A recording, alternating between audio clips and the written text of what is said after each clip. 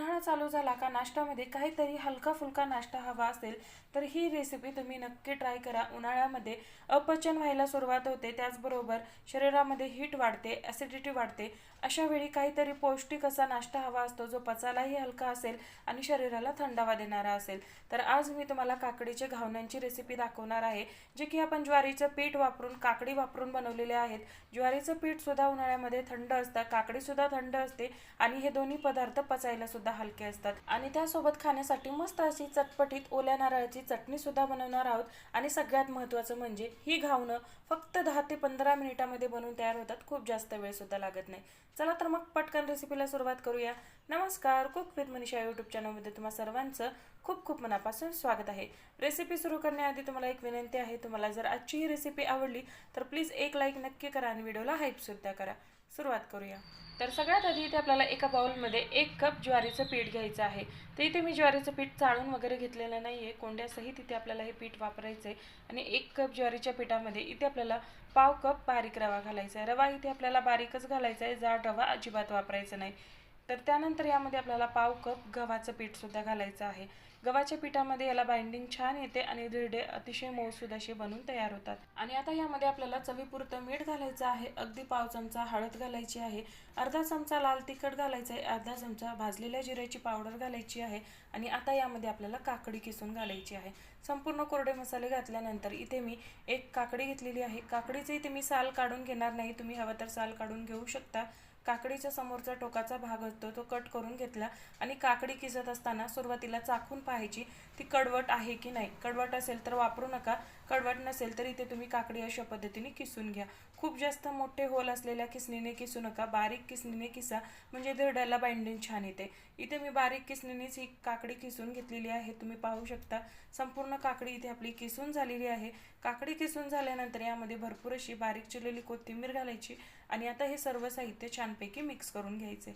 सुरुवातीला इथे मी ह्या काकडीमध्येच हे पीठ छान मिक्स करून घेतलं, कारण काकडीला सुद्धा पाणी सुटतं, त्यासाठी सुरुवातीला सर्व साहित्य मिक्स करून घ्यायचं। त्यानंतर ज्या कपाने आपण ज्वारीचं पीठ घेतलं त्याच कपाने 1-1 कप करून इथे आपल्याला थोडं थोडं पाणी घालायचं आहे। तर सुरुवातीला इथे मी 1 कप पाणी घेतलं, ते संपूर्ण पाणी यामध्ये मी घातलेलं आहे। 1 कप पाणी घालून बॅटर छान मिक्स करून घेतलं आणि पुन्हा एकदा 1 कप भरून इथे मी पाणी घेतलेलं आहे। पाणी इथे आपल्याला थोडं थोडं करूनच घालायचं आहे।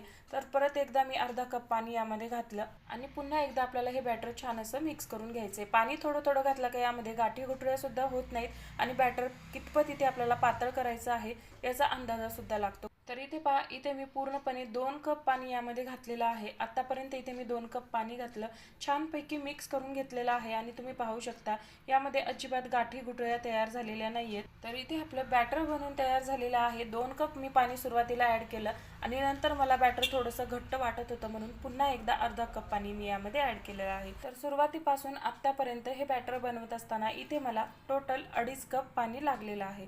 तर बॅटरची कन्सिस्टन्सी तुम्ही पाहू शकता, अगदी परफेक्ट आहे। आता हे बॅटर आपण 10 मिनिटासाठी बाजूला ठेवून देऊया आणि यासोबत खाण्यासाठी मस्त अशी चटणी तयार करून घेऊया।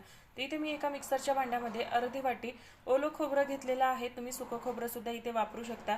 त्याचबरोबर इथे मी 2 ते 3 हिरव्या मिरच्या घातल्यात, तुम्ही तुमच्या आवडीनुसार घालू शकता। अर्धा इंच यामध्ये आपल्याला आलं घालायचं आहे आणि अगदी पाव वाटी यामध्ये आपल्याला शेंगदाणे घालायचे आहेत। आता हे संपूर्ण साहित्य यामध्ये घातल्यानंतर यामध्ये चवीपुरतं मीठ सुद्धा घालायचं आहे आणि अगदी थोडंसं पाणी घालून ही चटणी आपल्याला मिक्सरला बारीकसर वाटून घ्यायची आहे। तिथे तुम्ही पाण्याऐवजी दह्याचा सुद्धा वापर करू शकता, पण मला ही चटणी किंवा घावणं टिफिनमध्ये द्यायचे होते आणि टिफिनमध्ये दही घालून चटणी केली की ती थोड्या वेळानंतर खूप जास्त आंबट व्हायला लागते, त्यासाठी इथे मी दह्याचा वापर केलेला नाहीये। इथे पहा, इथे मी चटणी मिक्सरला छानपैकी वाटून घेतली। ही चटणी इथे आपल्याला खूप जास्त पातळ करायची नाहीये, हलकीशी घट्टच ठेवायची आहे। तर आता ह्या चटणीवरती मस्त असा तडका देऊन घेऊया। चमचाभर तेल गरम केलं, त्यामध्ये जिरे मोहरी घातलेली आहेत आणि मस्त अशी खमंग फोडणी या चटणीवरती घालायची। इथे आपली या घावण्यासोबत खाण्यासाठी मस्त अशी ओल्या नारळाची चटणी बनवून तयार आहे। ही चटणी या घावणांबरोबर खूप सुंदर लागते। चटणी तयार झाली तोपर्यंत एकीकडे आपलं बॅटर सुद्धा छान असं भिजून झालेलं आहे आणि ह्या बॅटरची कन्सिस्टन्सी अगदी परफेक्ट आहे। ह्यापेक्षा इथे आपल्याला पाणी जास्त अजिबात घालायचं नाहीये। तर बॅटरसुद्धा आपलं इथे तयार आहे. आता आपण लगेचच याची घावणे तयार करून घेऊया.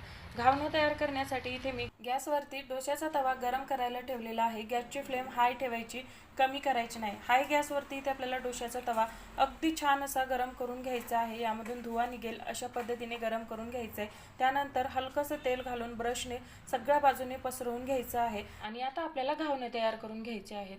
घावणं तयार करत असताना तव्यावरती बॅटर जे आहे सुरुवातीला कडेने सोडायचं आणि त्यानंतर मध्यभागी सोडायचं.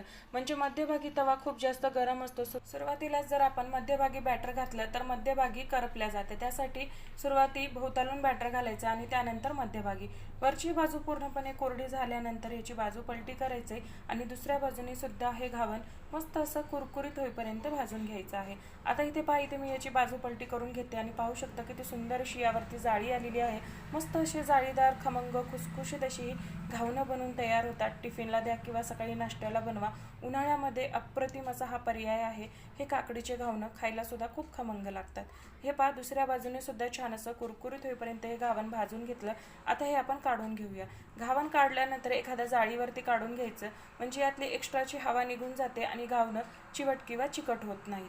तर आता आपण सेम पद्धतीने दुसरं घावण सुद्धा घालून घेऊया. तर जसं की मी तुम्हाला आधी सांगितलं, घावणं तव्यावरती घालत असताना सुरुवातीला कडेने बॅटर सोडायचं आणि त्यानंतर मध्यभागी. अशाच पद्धतीने बाकीचे सर्व घावणं आपण तयार करून घेऊया. घावणं घातल्यानंतर गॅसची फ्लेम मिडियम करायची आणि वरची बाजू पूर्णपणे सुकल्यानंतर त्याची बाजू पलटी करून घ्यायची आहे. आणि दुसऱ्या बाजूने सुद्धा हे घावण आपल्याला छान असं खमंग होईपर्यंत भाजून घ्यायचं आहे. फक्त 1 ते 2 मिनिटं लागतात, खूप जास्त वेळ लागत नाही. तर पाहू शकता बोलता बोलता इथे आपलं दुसरं घावण सुद्धा बनवून तयार झालेलं आहे. 1 कप ज्वारीच्या पिठामध्ये 8 ते 9 घावणं बनवून तयार होतात. घावण तयार केल्यानंतर जाळीवर काढून घ्यायचे, म्हणजे ते चिवट किंवा चिकट होत नाहीत. तर इथे मी सगळे घावणं अशाच पद्धतीने तयार करून घेते आणि तयार करून झाल्यानंतर इथे तुम्ही पाहू शकता बनवलेली सगळी घावणं एकसारखी जाळीदार बनवून तयार झालेली आहेत. हे घावण तुम्ही पाहू शकता किती सुंदर असं जाळीदार आणि अगदी मऊसूद अशी बनवून तयार होतात. असे हे खमंग मऊसूद जाळीदार काकडीचे घावणं तुम्ही सुद्धा नक्की ट्राय करा. सगळ्यांनाच खूप जास्त आवडणार आहेत. तुम्ही जर एकदा हा नाश्ता बनवला तर पुन्हा पुन्हा बनवाल, इतका सुंदर बनवून तयार होतो. आणि हे घावणं या चटणी बरोबर खायला खूप सुंदर लागतात. नक्की ट्राय करा. रेसिपी कशी वाटली कमेंटमध्ये नक्की सांगा. आवडली तर लाईक शेअर सबस्क्राईब करा आणि व्हिडिओला हाईप सुद्धा करा. पुन्हा भेटू. धन्यवाद.